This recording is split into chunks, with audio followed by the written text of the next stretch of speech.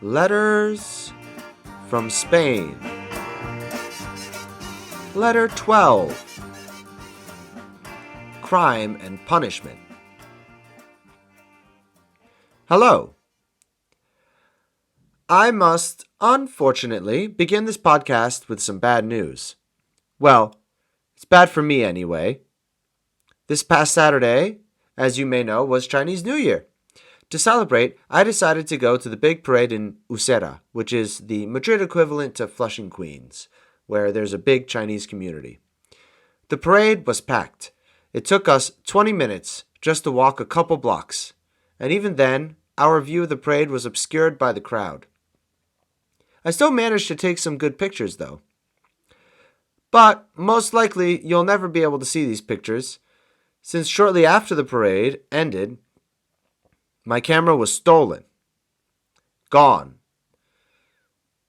I'm not sure how it happened. The most likely story seems to be that it was nabbed while I was sitting down at a Chinese restaurant. There were tons of people around, and the place was very busy.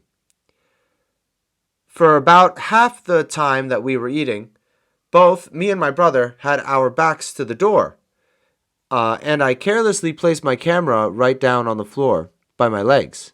Which, by the way, people in Spain always tell you not to do, and now I see why.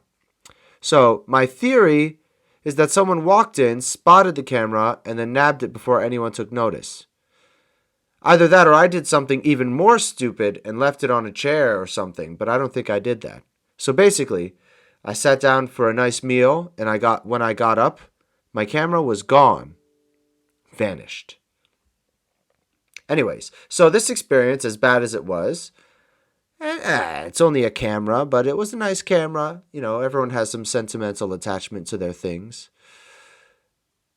Well, this experience, it did at least connect me with a universal experience for tourists in Europe. Being pickpocketed. Being robbed. There's not a lot you can do after the fact. In my case, I looked up my camera's serial number. And by the way, your camera serial number is encoded on every photo you take with it. So even though I hadn't written it down, I was still able to find the serial number very easily. I used that serial number, I got all the details together, and I filled out a police report. I've heard it was very annoying to fill out a police report in Spain, but in my case, it was actually quite easy. You could do most of it online. And then all you need to do is go over to the station and sign it. Although, when I got to the station, they told me I would have to wait at least an hour. I ended up only waiting 5 minutes because there was no one else there. So, every pawn shop in Madrid, as in many other cities, is required to keep a list of all the serial numbers of all of its products, phones, cameras, and etc. And then they are supposed to submit this list to the police. This way the police can track the selling of stolen goods. I assume, though, that pickpockets and thieves have their own workaround, since obviously this hasn't stopped them from stealing hundreds and hundreds of things every day. In fact, business is booming in the pickpocket industry in Madrid. It's a common hazard everywhere in Europe, really. Or, in fact, all the crowded places, all the places where tourists like to go. Strangely, it seems to be a lot more common in Europe than in the United States. I really don't know why. The pickpocketing capital of Europe, everyone seems to think it's Barcelona. And, you hear tons of stories, or at least I do, about people going to Barcelona and losing their phone. It seems to happen to half the people who go nowadays. And it's not surprising if you've ever been in Barcelona. It's very crowded. There are tons of tourists. So you just have to be very careful. But Madrid is not far behind, apparently. And some other bad cities are Rome and Prague, just big tourist capitals. So, you'd think it would be quite hard to pick someone's pocket. But pickpockets are good at what they do. They're experts. They have a lot of experience. So, pickpocketing statistics are difficult to collect. I had this idea that I was going to compare pickpocketing rates between cities and countries. But many people don't even bother to report the crime since they figure there's nothing to be done about it.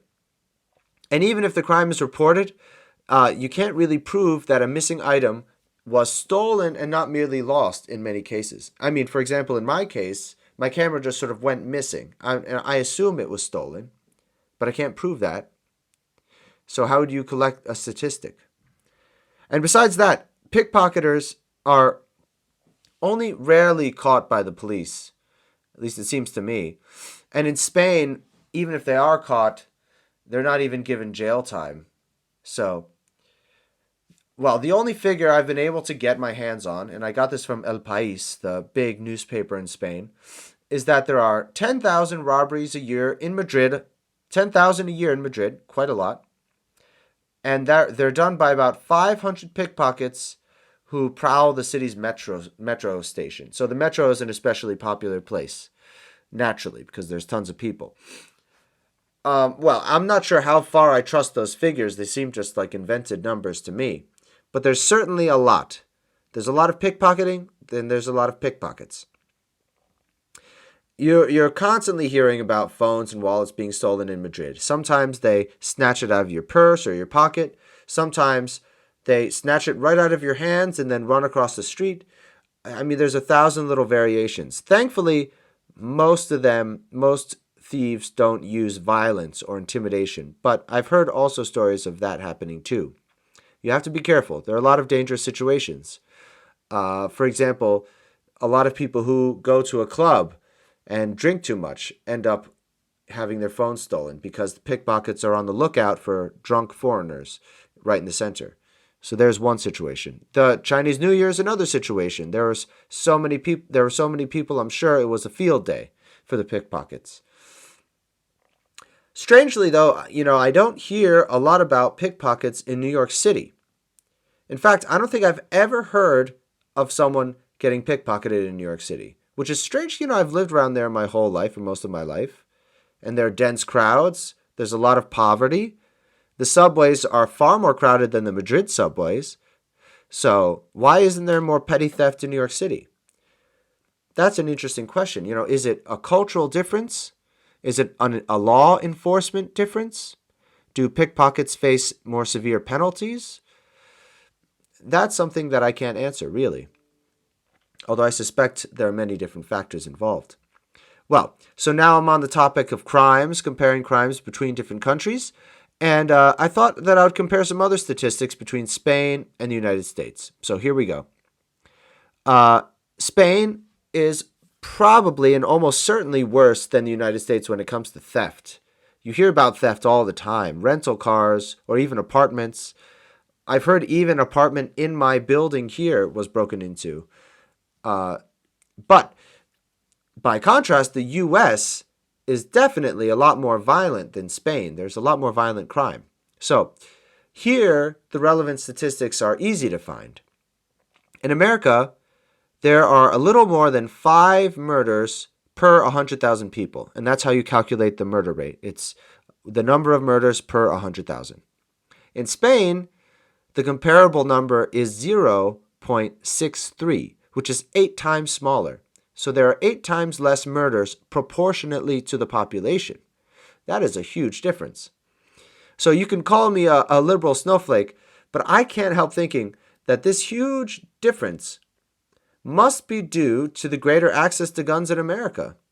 I mean, in Spain, if you want to kill someone, it's not necessarily so easy. In America, that's certainly not the case.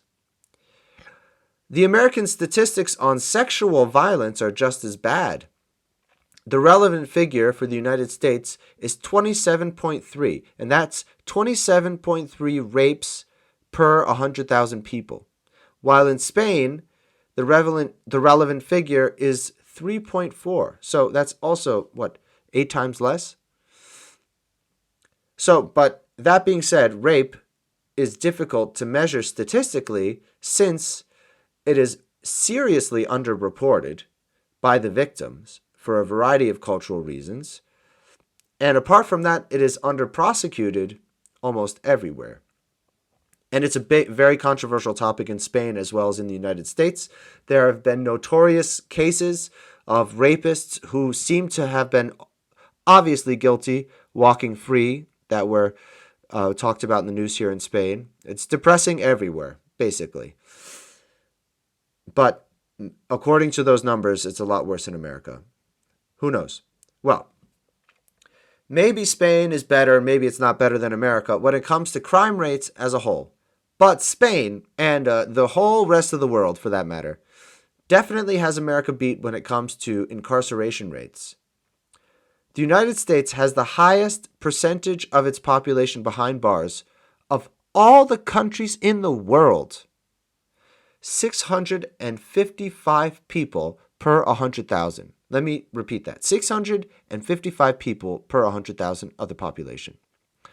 Believe it or not, and you should believe it because it's true, the United States also has the biggest total number of prisoners in the world. Well over 2 million prisoners. Significantly more prisoners than China, a country whose population is several times bigger than the United States, and a country that we often disparage for being totalitarian. So think about that. You want to call a country a police state? By any definition, America is the furthest in the direction of a police state of any country in the world. Maybe not North Korea. So the incarceration rate for Spain, to give you a comparison, is 126 per 100,000. So that's 5 times lower. And when you consider that Spain experiences significantly less violent crime than America, I really don't know how you could justify such an insanely high incarceration rate in America, right? Are Americans are just more prone to crime? Are they naturally born criminals? It doesn't make any sense, really. It'd be one thing if having a higher incarceration rate resulted in less crime, but to have a high incarceration rate, the highest in the world, and to have a lot of crime, that doesn't really add up to me. I can't really explain it other than by drawing the conclusion that we are throwing way too many people into prison in America. And of course, a disproportionately high number of these people are black. So apart from this, prisoners are generally treated better in Spain than in America. I've never been in prison in either place, so this is all hearsay. But the prisons in Spain are less crowded for one thing, since there aren't so many of them. And the prisons themselves are more comfortable. In Spain, prisoners can pay to have a television or a radio in their cells, and they can all vote in the elections, unlike in America, another big controversy we have. Most shocking for me as an American, in Spain, conjugal visits are allowed across the board, even for non-married partners. So, by contrast, in America, conjugal visits are only permitted in 4 of the 50 states, and there are a lot of restrictions. They're not easy to arrange. So even though they might technically be permitted, they may rarely happen. You could even arrange a conjugal visit between 2 prisoners, which is, again, amazing to me. But maybe the biggest difference, or another thing that makes the United States exceptional, is that we have the death penalty. We have capital punishment. The United States is the only country in all of the Americas, and I mean North America, Central America, South America, the islands, to maintain this practice. And it's also the only so-called Western country to maintain this practice. Did you know that? I actually had no idea that it was so exceptional to have the death penalty. As an American, you don't really think about how weird that is. In Europe, only one country, Belarus, continues to have capital punishment. Spain is a typical European country in this respect. The death penalty has been abolished since the 70s. It's been abolished in the Constitution. And then in the 90s, it was abolished from the military penal code. So not even in a military trial can you be executed. Now, if you ask me, which you haven't, it is way past the time that we do the same in America. There is no evidence that capital punishment serves as an effective deterrent. I mean, just look at the statistics. We have tons of violent crime. We're already throwing tons of people in jail. What difference can executing a few people make? It doesn't make sense to me. Yeah, and since we're throwing so many people in jail, it stands to reason that in America we are over prosecuting. We're throwing too many people in jail. And that means we're probably throwing a lot of innocent people to jail. And that means that we're probably executing some innocent people too. And morally speaking, I think it's worse to kill an innocent person than to insufficiently punish a guilty one. So, as a last little piece of data for my informal comparison of crime and punishment, we can look at police killings. Now, in America, there were 119 police killings in 2019 and 390 in the year before that, in 2018. And of course, the victims are, as usual, disproportionately black. Meanwhile, I can't even find any statistics about police killings in Spain. I've never heard of it happening. When I looked it up, I got something that happened back in the 70s when the police accidentally killed 4 or 5 people. It's black and white. It's night and day. And this is true of so many European countries. Police killings are not a thing. They're not something people take for granted. And once again, I suspect the big culprit in America is guns. When the population is armed, the police are naturally prone to panic and overreact with deadly force because, their lives can be in jeopardy.